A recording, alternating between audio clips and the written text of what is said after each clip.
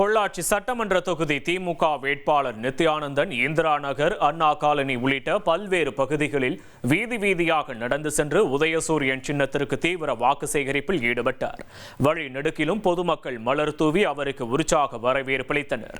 வாக்கு சேகரிப்பின் போது செய்தியாளர்களிடம் பேசிய அவர், முன்னாள் அமைச்சர் செந்தில் பாலாஜி தலைமையில் நடந்த செயல் வீரர்கள் கூட்டத்தில் வெற்றிக்கான வியூகங்கள் வகுக்கப்பட்டுள்ளன என்றும், தேர்தல் எப்போது நடந்தாலும் திமுகவின் வெற்றி உறுதி எனவும் தெரிவித்தார்.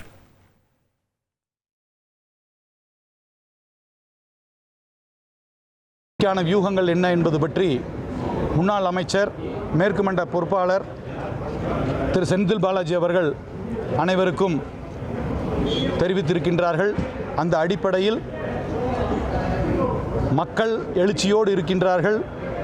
நாளை தேர்தல் ஓட்டெடுப்பு வைத்தால் கூட நாம் வெற்றி பெறுவது உறுதி என்றால் கூட வாக்கு வித்தியாசத்தை அதிகப்படுத்த வேண்டும், குறைந்தது 50,000 ஓட்டுகள் வித்தியாசத்தில் ஜெயிக்க வேண்டும் என்ற இலக்கை நிர்ணயித்து அதற்காக அனைவரும் உழைத்திட வேண்டும் என்று கூறியிருக்கின்றார். இனி செல்லும் இடமெல்லாம் செய்தி. தந்தி டிவியின் வாட்ஸ்அப் சேனலை ஃபாலோ பண்ணினா செல்ல இருக்கும் இடமெல்லாம் செய்தி.